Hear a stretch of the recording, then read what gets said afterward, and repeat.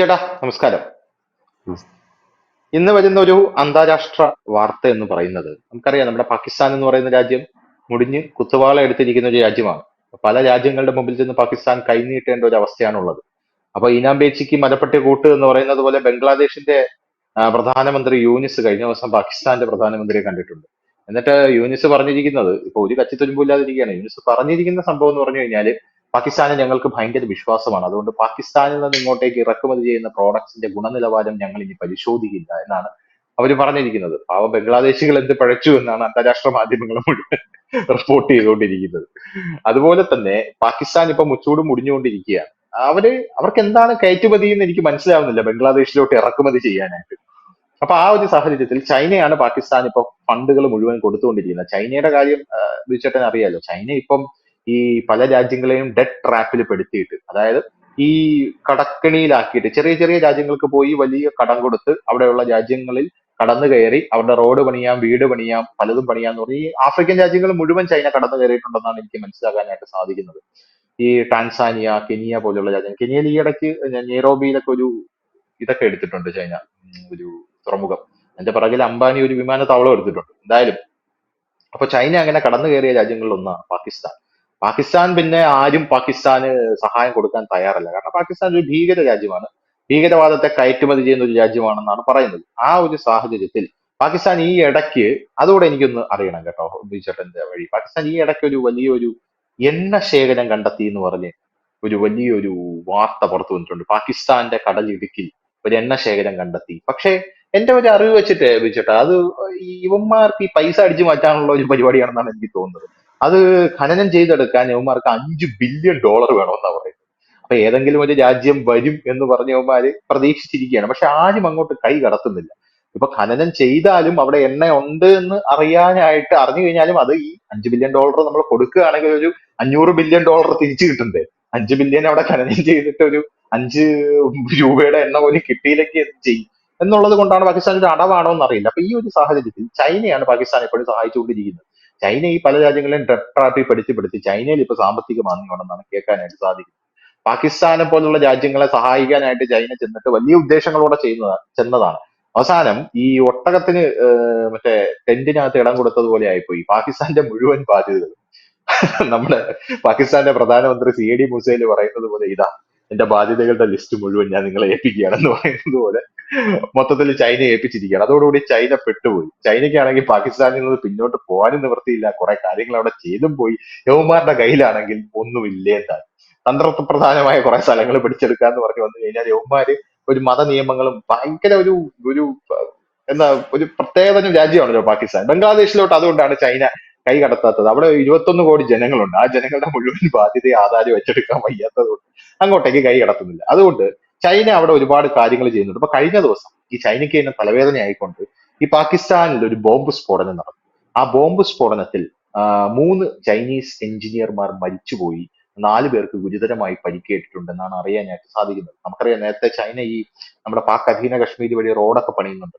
ഉടനെ പാക് അധീന കശ്മീർ ഇന്ത്യ പിടിച്ചെടുക്കും എന്നും പറയുന്നുണ്ട്. അപ്പൊ ഈ ഒരു സാഹചര്യത്തിൽ ചൈനയ്ക്ക് പാകിസ്ഥാനിൽ അടിപതറുകയാണ്. കാരണം ചൈന പോയ രാജ്യങ്ങളിലെല്ലാം ചൈന ഒരുവിധം അവരെ പിടിച്ചടക്കാനായിട്ട് ശ്രമിച്ചിട്ടുണ്ട്. പക്ഷെ പാകിസ്ഥാനിലോട്ട് വന്നപ്പോ ഈ ജനത ചൈനയ്ക്ക് വലിയൊരു തലവേദനയായിട്ട് മാറുന്നു. ഇല്ല, ഇതിനകത്ത് ഈ പാകിസ്ഥാനെ സംബന്ധിച്ച് ചൈന അല്ലാതെ ഇപ്പോൾ വേറെ ആരുമില്ല. പക്ഷെ ചൈനയെ സംബന്ധിച്ച് അങ്ങനെ പാകിസ്ഥാനെ തള്ളിക്കൊണ്ട് ഇനി അവർക്ക് മുൻപോട്ട് പോകാൻ കഴിയില്ല. അതിന്റെ കാരണം ഈ ഇന്ത്യൻ മഹാസമുദ്രത്തിലും പസഫിക് മേഖലയിലുമൊക്കെ ഇന്ത്യ US നാവിക സേനയുടെ വലിയ സാന്നിധ്യമുണ്ട്.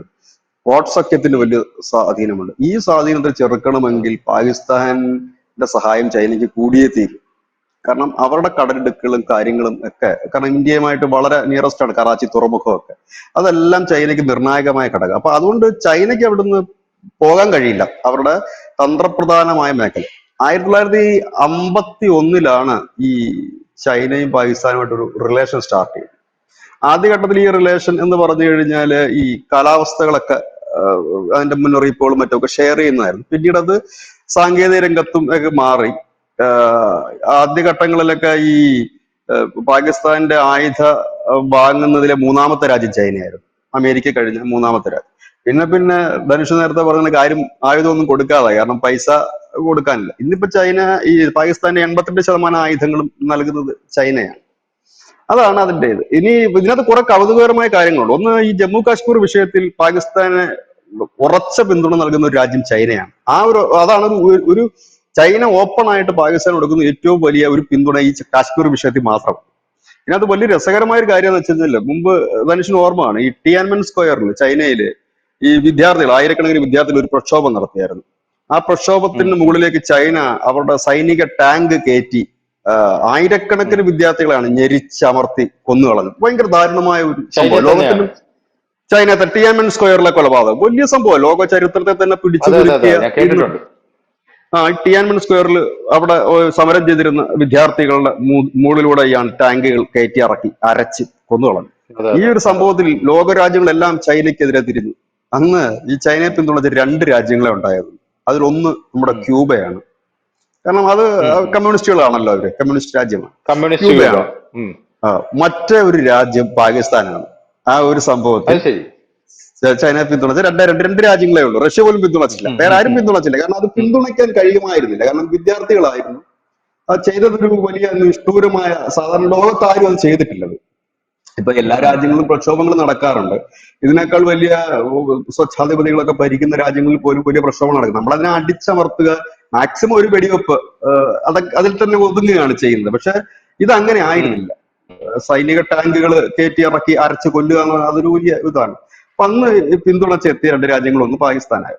അപ്പൊ പിന്നീട് ഈ പാകിസ്ഥാൻ സാമ്പത്തികമായി അല്പം തകർന്നു തുടങ്ങിയപ്പോഴാണ് ചൈനയെ കൂടുതൽ ആശ്രയിക്കാൻ തുടങ്ങി. ചൈനയ്ക്ക് ഒരുപാട് ലക്ഷ്യങ്ങളുണ്ടായിരുന്നു. മറ്റു രാജ്യങ്ങൾ ഈ ചൈന എവിടെ പോയാലും അവർക്ക് ഒരു ലക്ഷ്യമുണ്ട് എന്ന് പറയുന്നത് പോലെ പാകിസ്ഥാനിൽ അവർക്ക് ഇപ്പോ പിടിവിടാൻ പറ്റാത്ത ഒരു അവസ്ഥയിലാണ് ചൈന നിൽക്കുന്നത്. അപ്പോ ചൈന ഈ പണം ഒരുപാട് നൽകാനുള്ളപ്പോ ഈ ചൈന ചെയ്യുന്ന കാര്യങ്ങൾ, ഈ നേപ്പാളിനും ഒപ്പം തന്നെ ഈ ചെയ്യുന്ന കാര്യത്തിൽ ഈ പണം, സാമ്പത്തിക സഹായം ഇവർക്ക് നൽകുകയും ഒപ്പം അവിടുത്തെ ജോലികൾ, വിമാനത്താവളത്തിന്റെ മറ്റും ജോലികൾ ചൈന ഏറ്റെടുക്കുകയാണ് ചെയ്തത്. അതായത് കൊടുത്ത പൈസ 10 രൂപ അങ്ങോട്ട് കൊടുക്കുന്നു, അതിൽ നിന്ന് ഘട്ടം ഘട്ടമായിട്ട് ആ 10 രൂപ ഇവർ ചെയ്യുന്ന ജോലികൾക്കായി തിരിച്ച് വാങ്ങുന്നു. ഇവർ നേപ്പാളിൽ പണിത ഒരു വിമാനത്താവളമുണ്ട്. ആദ്യത്തെ ദിവസം തന്നെ 86 പേരോ എങ്ങാണ്ട് ഫസ്റ്റ് വിമാന ദുരന്തം ഉണ്ടായി വന്നു. പിന്നീടാണ് മനസ്സിലാകുന്നത് ഏറ്റവും നിലവാരം താഴ്ന്ന വിമാനത്താവളം, അന്താരാഷ്ട്ര വിമാനത്താവളം ഉണ്ടാക്കി പൊക്രയിലായിരുന്നു, നേപ്പാളിൽ. അത് അടച്ചിട്ടിരിക്കുക. നേപ്പാളിനെ കുറച്ച് തേക്കനപ്പ് അവരും എടുക്കുന്നില്ല. കാരണം ഇവർ ചെയ്യുന്ന വെച്ചാൽ ഇവരുടെ രാജ്യത്തെ കണ്ടം ചെയ്ത് വെക്കുന്ന ഏറ്റവും മോശം ആയുധങ്ങളൊക്കെയാണ് ഇങ്ങനെയുള്ള രാജ്യങ്ങളിലേക്ക് ഇവർ കയറ്റി അയക്കുന്നത്. അതിപ്പോ പൈസ കിട്ടിയില്ലെങ്കിലും വലിയ കുഴപ്പമില്ല എന്നുള്ള രീതിയിലാണ്. പക്ഷെ പാകിസ്ഥാനെ പോലുള്ള രാജ്യങ്ങൾക്ക് അതൊരു വലിയ സംഭവമായിട്ടാണ് അവർ കാണുന്നത്. അപ്പൊ അങ്ങനെ കടം പെരുകി വന്നു.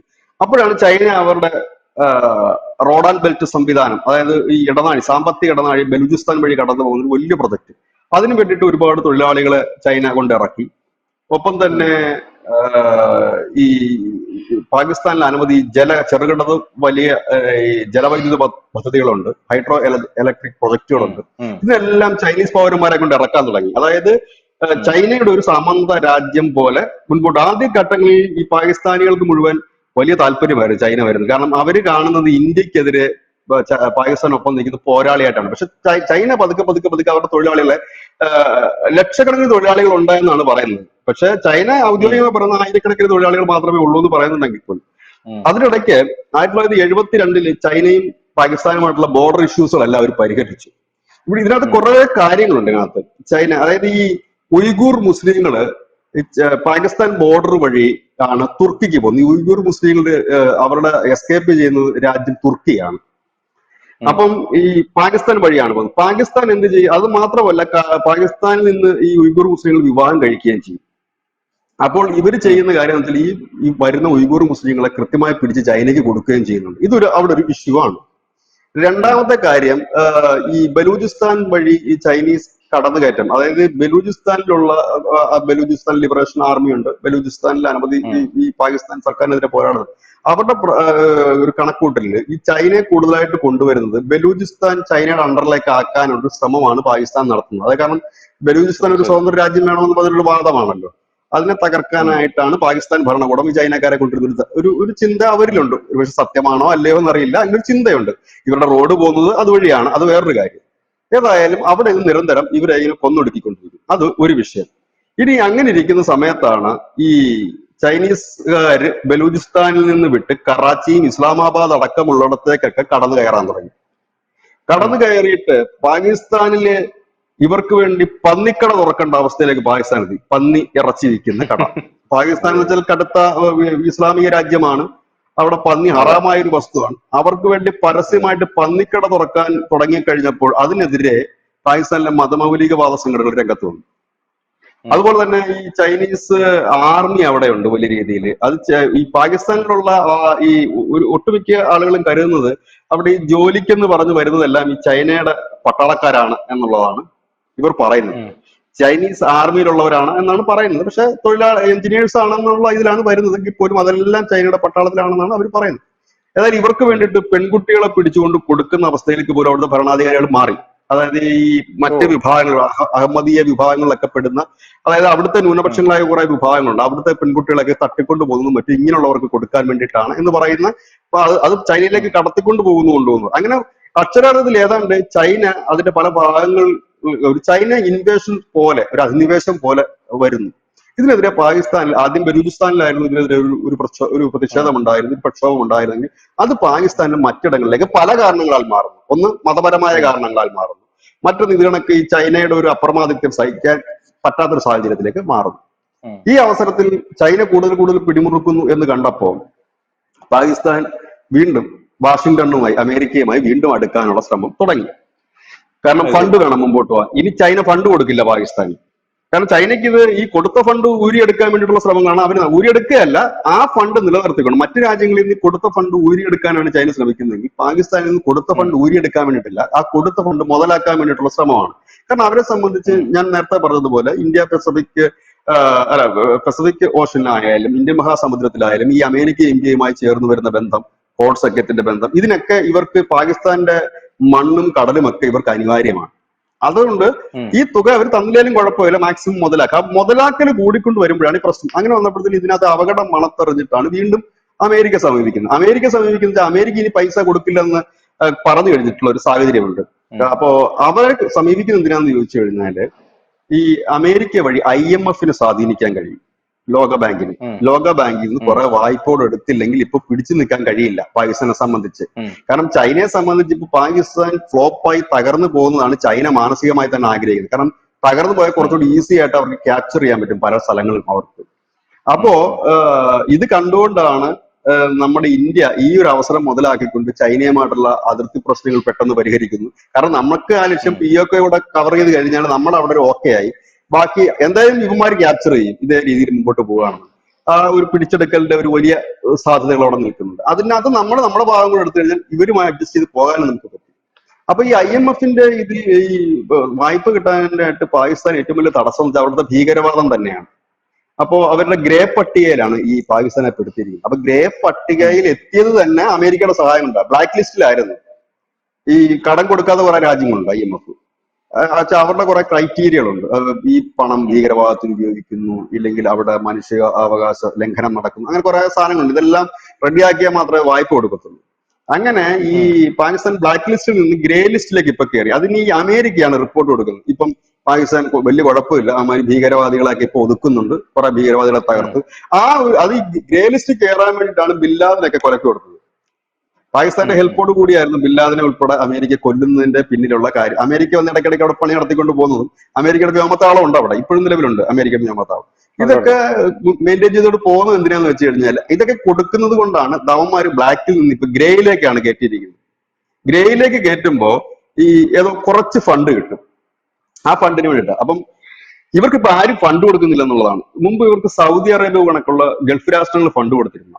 അപ്പോ ഇവര് ഉം. സൗദി അറേബ്യ എടുത്ത് ഫണ്ട് ചോദിച്ചപ്പോ സൗദി അറേബ്യ പറഞ്ഞത് ഫണ്ടായിട്ട് ഞങ്ങൾ തരുന്നില്ല, പകരം നിങ്ങൾക്ക് ഈ എന്താണോ കാര്യങ്ങൾ ചെയ്തു ആവശ്യം തരാം. അത് ചെയ്തു തരാം. നിങ്ങൾക്ക് എന്ത് വേണമെങ്കിലും ഞങ്ങൾ ചെയ്തു തരാം. റോഡ് വേണോ ഞങ്ങൾ പണിത് തരാം. പിന്നെ ഉം. കാരണം ഇപ്പൊ സൗദി ആർക്കും ഫണ്ട് കൊടുക്കാറില്ല. പകരം സൗദിക്ക് അറിയാം ഈ ഫണ്ട് പോകുന്ന മുഴുവൻ തീവ്രവാദ പ്രവർത്തനങ്ങൾക്കാണ്, അതുകൊണ്ട് അവർ ഫണ്ടായിട്ട് അത് കഴിഞ്ഞ് കൊടുക്കാറില്ല. പക്ഷെ റഷ്യയുടെ മുമ്പിൽ നിന്ന് കൈ നീട്ടിയല്ലോ. അല്ല, റഷ്യക്ക് ഇവന്മാരോട് ചെറിയ കലിപ്പുണ്ട്. കാരണം ഈ ഉം. റഷ്യ അഫ്ഗാനിസ്ഥാനിൽ കുറെ നാളുണ്ടായിരുന്നല്ലോ. അവിടെ ഉം. ഒരു അമേരിക്കയുമായിട്ടുള്ള ശീതസമരം നടക്കുന്ന സമയത്ത് റഷ്യൻസ്, അന്ന് ഈ റഷ്യൻ സേനയ്ക്ക് അവിടുന്ന് പോകേണ്ടി വന്നതിനകത്ത് അവിടുത്തെ ഈ തീവ്രവാദത്തിന് വലിയ സ്വാധീനമുണ്ട്. അന്ന് ഇവന്മാര് അവിടുത്തെ തീവ്രവാദികളെ സഹായിച്ച ടീമാണ്. ഉം. അങ്ങനെയും കൂടെ ഒരു ഇതുണ്ട്. അപ്പം ഈ പാകിസ്ഥാൻ അവരുടെ നല്ല കാലത്ത് വെറുപ്പിക്കാവുന്നവരൊക്കെ മാക്സിമം വെറുപ്പിച്ചിട്ടുണ്ട്. അപ്പൊ പിന്നീട് ഉം. ഇപ്പോഴിങ്ങനത്തെ ഒരു അവസ്ഥയിലാണ് നിൽക്കുന്നത്. ഇപ്പോഴും അവിടെ നടക്കുന്നുണ്ട്. ഇന്നലെ കറാച്ചിയിൽ നടന്ന ഒരു വലിയ സ്ഫോടനമാണ്. അതിൽ 3 ചൈനീസ് പൗരന്മാർ കൊല്ലപ്പെട്ടു, 8 പേർക്ക് പരിക്കേറ്റു. എല്ലാം എഞ്ചിനീയേഴ്സ് ആണെന്നാണ് പറയുന്നത്. അപ്പൊ ചൈന പറയുന്നത് അവർക്ക് ഇപ്പോൾ ഈ അവിടെ കൂടുതൽ ഇൻവെസ്റ്റ് ചെയ്യാത്തതിനായിട്ട് ചൈന പറയുന്ന കാരണം ഇപ്പോഴിരിക്കുന്ന സർക്കാർ ദുർബലമാണ് എന്നാണ് ചൈന പറയുന്നത്.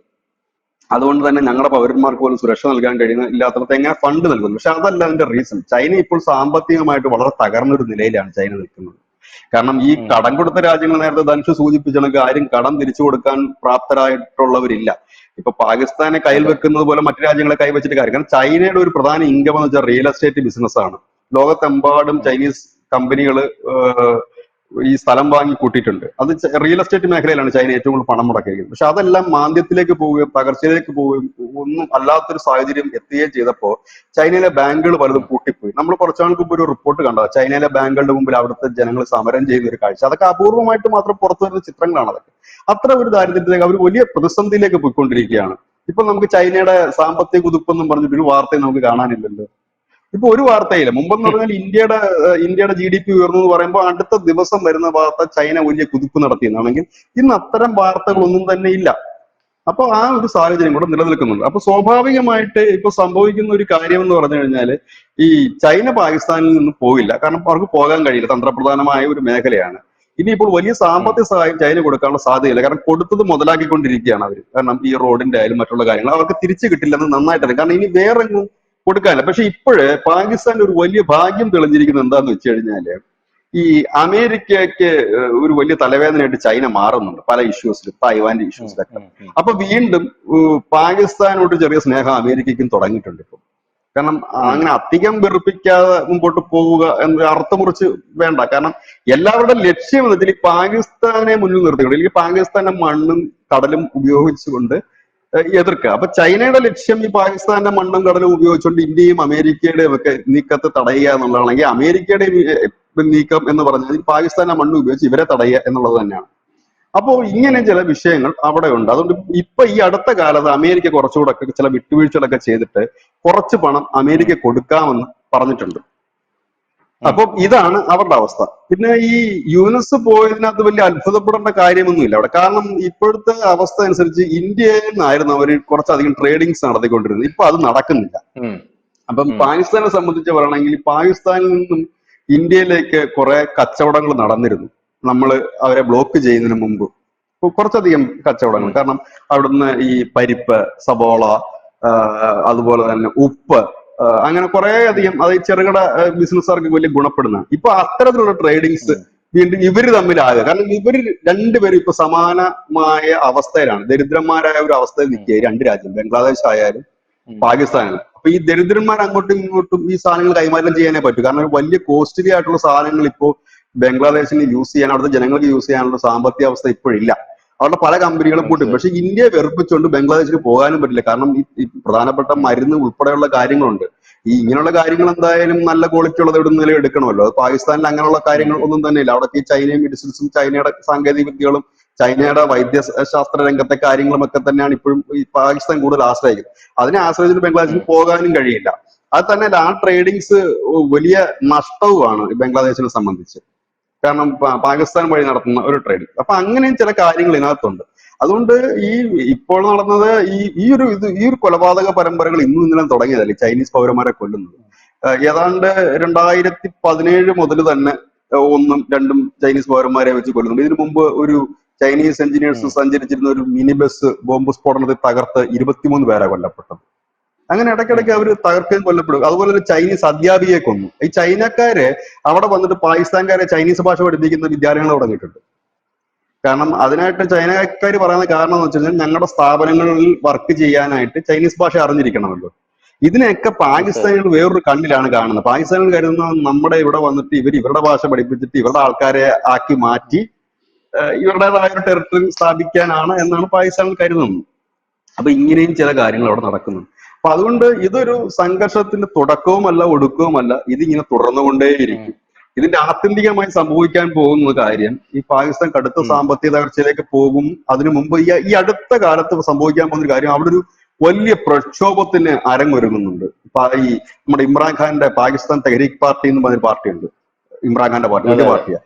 അവരൊരു വലിയ പ്രക്ഷോഭം, അത് ബംഗ്ലാദേശ് മോഡൽ പ്രക്ഷോഭത്തിനാണ് അവർ ആഹ്വാനം ചെയ്തിരിക്കുന്നത്. അത് കഴിഞ്ഞ ദിവസം നമ്മുടെ ഞാൻ വായിച്ചു അത്. എസ് ജയശങ്കർ, കലാപമൊക്കെ ഉണ്ടായല്ലോ. കലാപമല്ല, വീണ്ടും അവർ ഒരു പ്രക്ഷോഭത്തിന് ആഹ്വാനം നൽകിയിട്ടുണ്ട്. അത് വലിയൊരു റാലിയാണ്. അത് ഇപ്പോഴേ തന്നെ റോഡുകളൊക്കെ ഉം. ബ്ലോക്ക് ചെയ്തിട്ടുണ്ട് പാകിസ്ഥാൻ. ആ വലിയ കണ്ടെയ്നർ ലോറികൾ കൊണ്ടുവന്നിട്ട് 29ഓളം ഇസ്ലാമാബാദിലേക്കുള്ള റോഡുകളൊക്കെ ഇപ്പോഴേ ബ്ലോക്ക് ചെയ്ത് തുടങ്ങി അവർ. അതിനകത്ത് എസ് ഉം. ജയശങ്കറെ ക്ഷണിച്ചുകൊണ്ട് നമ്മുടെ വിദേശകാര്യമന്ത്രി എസ് ജയശങ്കർ ഇന്നലെ മറ്റേ ഈ തെഹ്രീക് പാർട്ടിയുടെ നേതാവ് ക്ഷണിച്ചിട്ടുണ്ട്, ഞങ്ങളുടെ ഈ പ്രക്ഷോഭത്തിൽ പങ്കെടുക്കണം, സംസാരിക്കണം എന്ന് പറഞ്ഞിട്ട്. അപ്പം അതൊരു വലിയ പ്രക്ഷോഭം. അങ്ങനെ ഒരു പ്രക്ഷോഭം വരികയാണെങ്കിൽ അത് ജയശങ്കർ മറുപടി പാകിസ്ഥാനെ കൊടുത്തായിരുന്നു സംബന്ധിച്ച് അതിന്. ഇല്ല ഇല്ല ഇല്ല ഇല്ല, അതിപ്പോ സ്വാഭാവികമായിട്ട് ഇപ്പൊ ഒരു രാജ്യത്തെ പൊളിറ്റിക്കൽ പാർട്ടികൾ പറയുന്നത് നമ്മൾ മറുപടി അങ്ങനെ പറയാറില്ല ആരും. ഒരു ജയശങ്കർ എസ് വിജയിച്ചു ജയശങ്കർ കാണും. കണ്ട അല്ല തെണ്ടുകൾക്കൊന്നും മറുപടി കൊടുക്കേണ്ട ആവശ്യം എനിക്കില്ല. അല്ല അതുകൊണ്ടല്ല, എസ് ജയശങ്കർ ഇവിടെ പോകുന്നുണ്ട്. ഈ ഒക്ടോബർ 15, 16 തീയതികളിൽ SCO മീറ്റിംഗ് അവിടെ നടക്കുന്നത് കറാച്ചിയിൽ, ഉം. ഇസ്ലാമാബാദിലാണ് നടക്കുന്നത്, കറാച്ചിയിലെ സോറി ഇസ്ലാമാബാദിലാണ് ഉം. നടക്കുന്നത്. അപ്പൊ അദ്ദേഹം പോകുമ്പോൾ അദ്ദേഹത്തെ ഔദ്യോഗികമായി ക്ഷണിക്കുമെന്നാണ് ഈ രാഷ്ട്രീയ പാർട്ടിയാണ് ഇമ്രാൻഖാൻ രാഷ്ട്രീയ പാർട്ടി പറയുന്നത്. സാധാരണ രാഷ്ട്രീയ പാർട്ടികൾ പറയുന്നതിനൊന്നും നമ്മുടെ പ്രധാനമന്ത്രി അല്ലെങ്കിൽ നമ്മുടെ രാജ്യം അതിന് മറുപടി കൊടുക്കാറില്ല. പകരം ഉം. ലീഡേഴ്സുകൾ പറയുമ്പോൾ, അതായത് ഔദ്യോഗികമായിട്ടുള്ള ലീഡേഴ്സുകൾ പറയുമ്പോഴാണ് നമ്മൾ അതിന് മറുപടി കൊടുക്കാറില്ല. ഇതിന് മറുപടി കൊടുക്കേണ്ട കാര്യമില്ല. ഉം. ഇതിന് മറുപടി പാകിസ്ഥാനിൽ നിന്ന് തന്നെ കിട്ടി അവർക്ക്. ഉം. പാകിസ്ഥാനിലെ ഭരണപക്ഷം പറയുന്നത് പിന്നെ ഇക്കണക്കിന് പോയാൽ നാളെ ബെഞ്ചമിൻ നെതന്യാഹുവിനെ കൊണ്ടൊന്ന് ഉദ്ഘാടനം ചെയ്യിക്കുമല്ലോ നിങ്ങൾ ഈ സമ്മേളനങ്ങളൊക്കെ എന്ന് പറയുന്ന അവസ്ഥയിലേക്ക് അവർ നീങ്ങിയിട്ടുണ്ട്. അപ്പൊ ആ ഒരു പ്രക്ഷോഭം ഓക്കെ. വലിയ രീതിയിൽ അവിടെ വരികയാണെങ്കിൽ, അരയടിക്കുകയാണെങ്കിൽ പതുക്കെ സൈന്യം അവിടെ പിടിമുറുക്കാനുള്ള സാധ്യതകൾ ഉണ്ടോന്ന്. ഒന്ന്, അവിടെ ഛിന്ന ഭിന്നമായി അലങ്കോലപ്പെടുന്ന സാഹചര്യമുണ്ട്. ഈ സാഹചര്യത്തിൽ ചൈനയും ഏതാണ്ട് അവരുടെ ഒരു ഏരിയ ക്ലിയർ ചെയ്ത് മുമ്പോട്ട് പോകാനുള്ള സാധ്യത, അങ്ങനെ മൊത്തത്തിൽ ഒരു വലിയ അന്തരീക്ഷമാണ് ഇപ്പോൾ പാകിസ്ഥാനിൽ ഒരുങ്ങിക്കൊണ്ടിരിക്കുന്നത് എന്നുള്ള യാഥാർത്ഥ്യമാണ്. അതിനിടയിലാണ് ഈ ചൈനീസ് പൗരന്മാര് കൊല്ലപ്പെടുന്നത്. ഇത് ചൈനയ്ക്ക് കുറച്ചുകൂടി, ഇന്ന് തന്നെ ഇപ്പൊ ചൈന എംബസി ഈ സ്ഫോടനത്തിന് ശേഷം പറഞ്ഞത്, ഞങ്ങളുടെ പൗരന്മാർക്ക് സുരക്ഷ വർദ്ധിപ്പിക്കുവാൻ പാകിസ്ഥാൻ പരാജയപ്പെടുന്ന സാഹചര്യത്തിൽ ഞങ്ങൾ സ്വയം ഒരു പ്രൊട്ടക്ഷന് വേണ്ടി രംഗത്തിറങ്ങും എന്നാണ് പറയുന്നത്. ഇത് മുമ്പ് ഇവർ പറഞ്ഞിട്ടുണ്ട്, മുമ്പ് ഇവർ എത്തിയിട്ടുണ്ട്. സ്വയം പ്രൊട്ടക്ഷൻ എന്ന് പറയുന്നത് മനുഷ്യന് മനസ്സിലായി എന്താണ്. അതായത് അവിടുന്ന് അവരുടെ സൈനികർ ഇവിടെ എത്തി ഇവരുടെ സ്ഥാപനങ്ങൾക്ക് പ്രൊട്ടക്ഷൻ കൊടുക്കും. അതാണ് ഫസ്റ്റ് സ്റ്റെപ്പ്. പതുക്കെ പതുക്കെ ഈ സൈനികരുടെ എണ്ണം നടന്നത്. കൂട്ടിക്കൊണ്ട്, അല്ല ഇപ്പം നിലവിലുണ്ട് അവര്, അവരുടെ പ്രൊജക്ടുകൾക്കൊക്കെ ചൈനീസ് പട്ടാളത്തിന്റെ ഇത് കൊടുക്കുന്നുണ്ട്. അവസാനം ഇതിന്റെ എണ്ണം കൂട്ടി വന്നിട്ട് പിന്നെ ഒരു യൂണിറ്റ് ഇടുക, പിന്നെ പതുക്കെ വ്യോമത്താവളം എടുക്കുക, പിന്നെ തുറമുഖങ്ങൾ എടുക്കുക. ഇതാണ് അതിന്റെ ഒരു പതുക്കെ പിടിച്ചടക്കലിന്റെ ഒരു രീതി. ആ രീതിയിലാണ്. അപ്പൊ ഇന്ന് പറഞ്ഞിട്ടുണ്ട് അങ്ങനെ. അപ്പൊ അവർക്ക് പ്രൊട്ടക്ഷൻ കൊടുക്കാനായിട്ട് ഞങ്ങൾ തയ്യാറാണ്, ഞങ്ങൾ അത് ചെയ്യേണ്ടി വരും എന്ന്. ഇതിനകത്ത് ഇപ്പൊ പാകിസ്ഥാൻ ഒന്നും പറയാനും കഴിയില്ല. കാരണം ഇപ്പം അവരുടെ സ്ഥാപനങ്ങൾക്കും മറ്റുമൊക്കെ പ്രൊട്ടക്ഷൻ കൊടുക്കാൻ അവരുടേതായ ആളുകൾ വരുന്നു. ഒരുപക്ഷെ സെക്യൂരിറ്റി എന്നുള്ള നിലയിലായിരിക്കും അവരുടെ പട്ടാളത്തെ അവർ ഇറക്കുന്നത്, പട്ടാളം എന്ന നിലയിലും ആയിരിക്കില്ല. അങ്ങനെ ഒരുപാട് കാര്യങ്ങളുണ്ട്. മനസ്സിലായി. അതാണ് ഇപ്പൊ നമ്മൾ കാണുന്നത്. അതുപോലെ തന്നെ ചൈനയ്ക്ക് ഇപ്പൊ ഈ എന്തായിരുന്നാലും മേഖലയിൽ വലിയൊരു ഇതില്ല, ഈ താല്പര്യം ചൈന ഇപ്പൊ അവർക്ക് ഒരുപാട് ആകെയുള്ളത് മാത്രമേ ഉള്ളൂ. ഇപ്പൊ ഇല്ല, പാകിസ്ഥാനിൽ ഒരു താല്പര്യമില്ല ചേട്ടാ. ഇത് ഇല്ല. ലാസ്റ്റ് ഒരു ചോദ്യം, അതായത് ഈ നമ്മുടെ പാക് അധീന കശ്മീരിനകത്തൂടെ കടന്നു പോകുന്ന ഒരു സാധനം ഉണ്ടല്ലോ ചൈനയുടെ, ഈ സിപാക് റോഡ് എന്ന് പറഞ്ഞ് CPAC, ആ റോഡ് കടന്നു പോകുന്നുണ്ടല്ലോ. അപ്പൊ ആ റോഡ് കടന്നു പോകുമ്പോ പാക് അധീന കശ്മീര് ഇന്ത്യ എന്ന് നേടും എന്നുള്ളതിന്റെ നയതന്ത്ര നീക്കങ്ങൾ ഇന്ത്യ മൂന്നാമത്തെ ടേമിൽ സ്റ്റാർട്ട് ചെയ്ത് കഴിഞ്ഞു. അപ്പൊ ഇതും ഈ ചൈനയുടെ ഈ നീക്കങ്ങളും കൂടെ വെച്ച് നോക്കുമ്പോ ഈ ചൈന അവിടെ പിടിച്ചെടുക്കുമ്പോ ഇന്ത്യ എങ്ങനെയാണ് ഇതിനെ നോക്കിക്കാണുന്നത്? അതായത് ചൈന പാകിസ്ഥാനിലൂടെ കൈ കടത്തി കഴിഞ്ഞാല് പാകിസ്ഥാനിൽ ഇപ്പൊ ആ ഒരു വ്യോമത്താവളം ഡെവലപ്പ് ചെയ്യും. പാകിസ്ഥാനിൽ അവർ വന്നിട്ട് പല കാര്യങ്ങളും അവരവിടെ ഇംപ്ലിമെന്റ് ചെയ്യുന്നുണ്ട്. അപ്പോ ഇന്ത്യ അതെങ്ങനെയാണ് നോക്കിക്കാണുന്നത് എന്നുള്ളൊരു ചോദ്യം എനിക്കുണ്ട്. അല്ല, ഇന്ത്യ ഇന്ത്യ എപ്പോഴും ഇതെങ്ങനെ? അല്ല, ഇന്ത്യ വളരെ ജാഗ്രതയോടെ തന്നെ നിൽക്കുന്ന. പക്ഷെ നമുക്കൊന്നും അതിനകത്ത് ചെയ്യാൻ പറ്റില്ല. പാകിസ്ഥാനിൽ അവർ അതൊക്കെ ചെയ്യുന്നു. ഇപ്പൊ തന്നെ ഈ അധിനിവേശ കാശ്മീരിലുള്ള പാക് വ്യോമത്താവളത്തിൽ കിടക്കുന്ന വിമാനങ്ങൾ മുഴുവൻ ചൈനയുടെയാണ്. ചൈനയാണ് ആ വ്യോമത്താവളം തന്നെ ഇവർക്ക് നിർമ്മിച്ച് കൊടുത്തിരിക്കുന്നത് തന്നെ. ഇപ്പൊ ഇന്ത്യ ഈ പാക് അധിനിവേശ കാശ്മീർ പൂർണ്ണമായി ഇന്ത്യയുടെ ഭാഗം ആക്കുക എന്നുള്ളതല്ല നമ്മുടെ. ഇതിനകത്ത് ഇപ്പൊ ധനുഷ് ആദ്യം പറഞ്ഞ ഒരു കാര്യത്തിലേക്ക് തന്നെ പറഞ്ഞുകൊണ്ട് നമുക്ക് അവസാനിപ്പിക്കാം. ഇപ്പോ അവിടെ പറഞ്ഞത് വലിയൊരു ഓയിലിന്റെ സാന്നിധ്യം കണ്ടെത്തി എന്നല്ലേ പറഞ്ഞത് പാകിസ്ഥാനില്. അതെ അതേപോലെ അതെ തന്നെ അതെ അതെ. ലോകത്തെ തന്നെ കോടീശ്വരന്മാരാകാൻ പോവുകയാണ് ഇന്ത്യ. കാരണം ജമ്മു കാശ്മീരിൽ അടക്കം വലിയ ലിഥിയം ശേഖരമാണ് നമ്മൾ കണ്ടെത്തിയിരിക്കുന്നത്. ഇനി വരാൻ പോകുന്ന അതെ. ലോകത്തിന്റെ ഏറ്റവും വലിയ സാധനം ലിഥിയമാണ്. അതിനകത്ത് കുറച്ചധികം കിടക്കുന്ന ഈ പാക് അധിനിവേശ കാശ്മീരിലുമാണ്. അത് കാശ്മീർ ടു പാക് അധിനിവേശ കാശ്മീരാണ്. ഇപ്പൊ നമുക്ക് ഉം. ഈ പാക് അധിനിവേശ കാശ്മീർ നമ്മുടെ ഒപ്പം ചേരുന്നതിന് നമുക്ക് സുരക്ഷാ പ്രശ്നം മാത്രമല്ല ഉള്ളത്, ഇതിന്റെ ഒരു വലിയ ശേഖരങ്ങൾ, ഇതിന്റെ ഒരു ട്രാൻസ്പോർട്ടേഷൻ, ഇതിനങ്ങനെ ഒരുപാട് കാര്യങ്ങളുണ്ട്. അപ്പൊ നമ്മൾ ഈ പാക് അധിനിവേശ കാശ്മീർ ഫുൾ അല്ല നമ്മൾ പറയുന്നത്. ഫുൾ എടുത്തിട്ട് നമുക്ക് അത് ഫുൾ എടുത്തിട്ട് നമുക്ക് കാര്യമില്ല. നമുക്ക് ഈ ബഖാർ ഇടനാഴിയും ഒപ്പം തന്നെ ഈ ഒരു സാധനം ഇതിന്റെ ഈ ഒരു സൈഡ് വഴിയാണ് ചൈനയും പോകുന്നത്. അതാണ് ഞാൻ പറഞ്ഞത്, ചൈനയുമായിട്ടൊരു അണ്ടർസ്റ്റാൻഡിങ് പോയി കഴിഞ്ഞാൽ അവർക്ക് വേണ്ടത് അവരും, നമുക്ക് വേണ്ടത് നമ്മളും എടുത്തു കഴിഞ്ഞാൽ ആ ഒരു ഇഷ്യൂ അവിടെ കൊണ്ട് തീരുകയാണ്. കാരണം നമുക്ക് അത്രയും ഭാഗം നമ്മൾ അവിടെ സേഫ് ആക്കി. കാരണം ചൈനയ്ക്ക് അതുകൊണ്ട് ചൈനയുമായിട്ടൊരു അനുരഞ്ജനത്തിന് പോകേണ്ടി വരും, അത് വേറെ കാര്യം. ഒരു ശത്രുതാ മനോഭാവത്തിൽ പോയാൽ നടക്കില്ല. ഇപ്പൊ ചൈനയെ സംബന്ധിച്ച് ഇന്ത്യയെ വെറുപ്പിച്ച് മുമ്പോട്ട് പോകാൻ അവർക്ക് പറ്റില്ല. രണ്ട് കാര്യങ്ങളുണ്ട്. ഒന്ന്, ഇന്ത്യയെ കൂടുതൽ വെറുപ്പിച്ചു കഴിഞ്ഞാൽ അമേരിക്കൻ സ്വാധീനം കൂടും ഇന്ത്യയിൽ. അമേരിക്കൻ സ്വാധീനം ഇന്ത്യയെ കൊടുക്കുന്നത് ചൈനയ്ക്ക് അത് വലിയ തലവേദന സൃഷ്ടിക്കും. അത് ചൈനയ്ക്ക് നന്നായി അറിയാം. ഒന്ന്. രണ്ടാമത്തെ കാര്യം, ഇപ്പോൾ ഇന്ത്യയുമായി സ്നേഹത്തിൽ പോയാൽ മാത്രമേ ഈ അവരുടെ സാമ്പത്തിക പ്രതിസന്ധി കുറെയൊക്കെ കരകയറാൻ കഴിയും. കാരണം ഇന്ത്യ ലോകത്തിലെ ഏറ്റവും വലിയ വിപണിയാണ്. വിപണി എന്ന് മാത്രമല്ല, ചൈനീസ് ഉൽപ്പന്നങ്ങൾ ഏറ്റവും കൂടുതൽ വാങ്ങുന്ന ഒരു വിഭാഗം ഇന്ത്യയാണ്. കഴിഞ്ഞ ദിവസം ഒരു ഓൺലൈൻ സർവേ ഉണ്ടായിരുന്നു, അത് ഞങ്ങൾ ന്യൂസിന്റെ മലയാളത്തിൽ അത് ഞാൻ വാർത്ത ചെയ്തു. അതിൽ പറയുന്ന കാര്യം, ഇന്ത്യയിലെ 73% ഏതെങ്കിലും ഒരു ചൈനീസ് ഉൽപ്പന്നം ഉപയോഗിക്കുന്നവരാണ്. ലൈറ്റ് ആകാം, ക്യാമറയാകാം, ഇല്ലെങ്കിൽ വണ്ടികളിൽ വെക്കുന്ന LED ലൈറ്റുകളാകാം, ഇല്ലെങ്കിൽ മൊബൈൽ ആപ്പുകളാകാം. അതില് ഏതാണ്ട് 21% പേര് 6 ഉൽപ്പന്നങ്ങൾ വരെ ഉപയോഗിക്കുന്നവരുണ്ട്. ഇപ്പം ഞാനും ധനുഷും ചൈനീസ് ഉൽപ്പന്നങ്ങൾ ഉപയോഗിക്കുന്നവരാണ്. ഒന്നുകിൽ നമ്മുടെ ഫോണാകാം, ഉണ്ട്. അപ്പം എല്ലായിടത്തും അവർ എന്തെങ്കിലും എക്യുപ്മെന്റ്സ് ആയാലും ആവാം, എക്യുപ്മെന്റ് അതാകാം, ഇതിന്റെ എല്ലാം ഡേറ്റ അവരുടെ കയ്യിലുണ്ട്. പിന്നെ അവരുടെ ഉൽപ്പന്നങ്ങൾ നല്ല രീതിയിൽ ഓടുന്ന ഒരു രാജ്യം കൂടിയാണ് ഇന്ത്യ. ഇതെല്ലാം അവർക്ക് നന്നായിട്ട് അറിയാം. അനവധി കാർ കമ്പനികൾ ഇപ്പോൾ വലിയ പ്രതിസന്ധി ചൈനയിൽ നേരിടുന്നുണ്ട്. ആ കാർ കമ്പനികൾക്കൊക്കെ ഇലക്ട്രിക് കാറുകളാണ്. ഇപ്പോൾ ഈ ഇലക്ട്രിക് കാറിന്റെ ഒരു വലിയ വിപണി ഇന്ത്യയിൽ തുറന്നു വന്നിട്ടുണ്ട് ഇപ്പം. അപ്പൊ അത് ലക്ഷ്യമാക്കി കാർ കമ്പനികൾ ഇന്ത്യയിലേക്ക് വരാൻ വേണ്ടി വലിയ ശ്രമം ചൈനയുടെ ഭാഗത്ത് നടന്നുണ്ട്. ഇവരുടെ ഈ കാറ് മുതല് ഈ താഴെയുള്ള കളിപ്പാട്ടോ ഇല്ലെങ്കിൽ മറ്റുള്ള ചെറിയ ചെറിയ കാര്യങ്ങൾ, ലൈറ്റ് വരെ അല്ലെങ്കിൽ ബൾബ് വരെ വിൽക്കണമെന്നുണ്ടെങ്കിൽ ഇപ്പൊ ഇന്ത്യയെ പിണക്കിക്കൊണ്ട് മുമ്പോട്ട് പോകാൻ കഴിയില്ല. അങ്ങനെ ഒരു സാഹചര്യം കൊണ്ടുണ്ട്. അങ്ങനെ എല്ലാ സാഹചര്യവും ഒത്തു വരികയാണെന്നുണ്ടെങ്കിൽ നമ്മൾ ഈ പറഞ്ഞതുപോലെ സംഭവിക്കാനുള്ള സാധ്യതയുണ്ട്. കാരണം അവിടെ പാകിസ്ഥാനും ബംഗ്ലാദേശും ഒരു പുതിയ യുഗത്തിലേക്ക് എത്തുമ്പോൾ, പുതിയൊരു കാലഘട്ടത്തിലേക്ക് എത്തുന്ന ഈ സമയത്ത് അവർ അപ്രസക്തമായി എന്നുള്ളതാണ് യാഥാർത്ഥ്യം. ഒപ്പം തന്നെ ശ്രീലങ്കയ്ക്കും പഴയ ഇതില്ല. അതായത് ഇന്ത്യ ഈ മേഖലയിൽ, അത് തന്നെയാണ് ലോകരാജ്യങ്ങൾ പറയുന്നത്, ഈ മേഖലയിൽ ഇപ്പോഴത്തെ ഒരു മേജർ പവർ ഇന്ത്യ ചൈനയായി മാറി. ഇതിന്റെ താഴെ നിൽക്കുന്നതോ ഇതിനോട് കൂടി നിൽക്കുന്നതോ ആയ രാജ്യങ്ങൾ മാത്രമേ ഈ മേഖലയിലുള്ളൂ. അതായത് പാകിസ്ഥാൻ നമ്മളെ സംബന്ധിച്ച് ഇപ്പൊ ഒരു എതിരാളിയല്ല, ഒന്നുമല്ല. അവർ പോയിരിക്കുന്നു. ശ്രീലങ്കയില്ല, മാലദ്വീപ് കഴിഞ്ഞ ദിവസം ഇന്ത്യയിലെത്തി അവർ പറഞ്ഞ കാര്യങ്ങൾ നമ്മൾ കേട്ടതാണ്. മാലദ്വീപ്സ്, അപ്പൊ അവരുടെ കാര്യങ്ങൾ, ബംഗ്ലാദേശിന്റെ കാര്യം, അങ്ങനെ എല്ലാം പോയി ഈ മേഖലയിൽ ഈ രണ്ട് രാജ്യങ്ങളാണ്. അപ്പൊ ഈ രണ്ട് രാജ്യങ്ങൾ ഒന്നിച്ചു നിന്നു കഴിഞ്ഞാൽ ഒരു മേഖല, ഈ രണ്ട് രാജ്യം, അതാണ് ചൈന പറയുന്നത്, ഈ രാജ്യങ്ങൾ ഒന്നിച്ചു നിന്നാൽ അത് അമേരിക്കയ്ക്കും പാശ്ചാത്യ ശക്തികൾക്കും ബദലായിട്ടൊരു വലിയ പവറായി വരും. India, China, Russia. ഇതിൽ സ്വാഭാവികമായി വരുന്ന രാജ്യങ്ങളിൽ ഒന്ന് പിന്നെ ഇറാനാണ് വരുന്നത്. പിന്നെ അഫ്ഗാനിസ്ഥാൻ ഇപ്പൊ നമ്മൾ ഇവര് താലിബാൻകാരായതുകൊണ്ടാണ് നമ്മൾ അടുപ്പിക്കാതിരിക്കുന്നത്. ഇപ്പം അവർ കുറെ രാജ്യങ്ങളിലൊക്കെ ഇപ്പൊ എംബസി തുറന്നിട്ടുണ്ട്. ഇതിൽ ഭാവിയിൽ നമ്മൾ അവർ അംഗീകരിക്കുമായിരിക്കും. അങ്ങനെയാണെങ്കിൽ ആ ഒരു പഴയ സഖ്യം വരികയും ഈ മേഖലയിൽ ഒരു വലിയ പ്രാധാന്യത്തോടെ നമ്മൾ വരികയും ചെയ്ത അമേരിക്ക അപ്രസക്തമാവും. പക്ഷെ പെട്ടെന്ന് ഈ ഒരു നീക്കത്തോട് ഇന്ത്യ പ്രതികരിക്കാൻ സാധ്യതയില്ല. കാരണം ചൈനയെ നമുക്ക് അത്ര നമ്പാൻ കൊള്ളത്തില്ല എന്നൊരു ചിന്ത ഉള്ളത് കൊണ്ട് നമ്മൾ ഒരേ സമയം തന്നെ അമേരിക്കയായിട്ട് നല്ല ടേംസിലാണ് പോകുന്നത്. കാരണം ഇവിടെ ഒരു പാളിച്ച പറ്റിയാൽ അവിടെ ഒരു ഇത് വേണം. അപ്പൊ അങ്ങനെ ലോകത്തിന്റെ ഒരു ക്രമം മാറിക്കൊണ്ടിരിക്കുന്നു, മാറുക തന്നെ ചെയ്യും. അതിനകത്ത് യാതൊരു സംശയമില്ലാത്തൊരു കാര്യമാണ്. അതാണ് ഇപ്പൊ നമ്മൾ കണ്ടുവരുന്നൊരു കാര്യം. ശരി. അപ്പൊ ചൈന ഇനി എന്ത് ചെയ്യും പാകിസ്ഥാന്റെ കാര്യത്തിൽ എന്ന് നമുക്ക് നോക്കിയറിയാം. ചൈനയ്ക്ക് കൂടിപ്പോയി ചെയ്യാനായിട്ടൊന്നുമില്ല. ചൈനയ്ക്ക് അവിടെ പോവുക, എങ്ങനെയെങ്കിലും മുതലാക്കുക എന്നുള്ളത് മാത്രമാണ് ചൈനയ്ക്ക് ചെയ്യാൻ പറ്റുന്ന ഒരു കാര്യം എന്ന് പറയുന്നത്.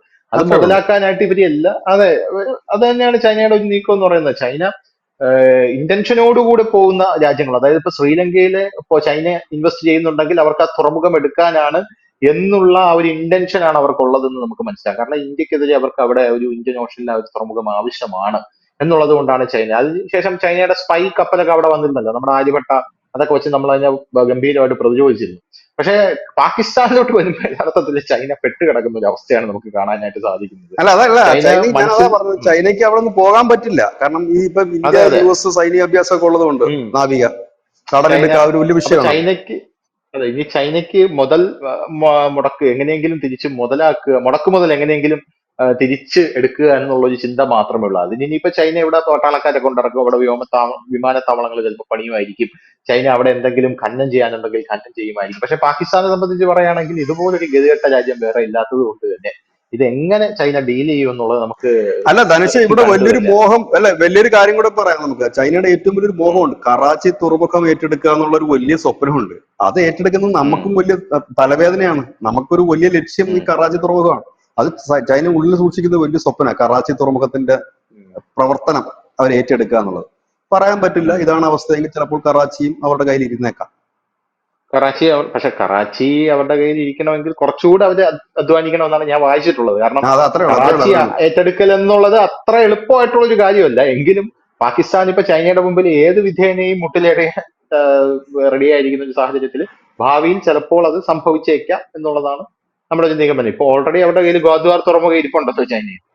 ചൈന എന്ന് പറയുന്ന ഒരു രാജ്യത്തെ എല്ലാ തുറമുഖങ്ങളും ഓമൻ എടുക്കുന്ന ഒരു രാജ്യമാണ് ചൈന. കഴിഞ്ഞ ദിവസം ബ്രിട്ടനും ചൈനയ്ക്ക് ഒരു തുറമുഖം കൊടുത്തിട്ടുണ്ട്. ഇന്ത്യക്ക് അത് വലിയ തിരിച്ചടിയാണെന്നാണ് ആ അന്താരാഷ്ട്ര മാധ്യമങ്ങൾക്ക് എഴുതിക്കൊണ്ടിരിക്കുന്നത്. എന്തായാലും വരും ദിവസങ്ങളിൽ നമുക്കറിയാം ചൈന ഇത് എങ്ങോട്ടാണ് പോകുന്നത്.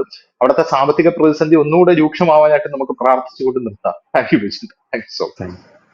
കൂടുതൽ വാർത്തകളും വിശേഷങ്ങളും നിങ്ങളിലേക്ക് എത്താൻ ABC മലയാളം സബ്സ്ക്രൈബ് ചെയ്യുക, ബെൽ ബട്ടണും അമർത്തുക.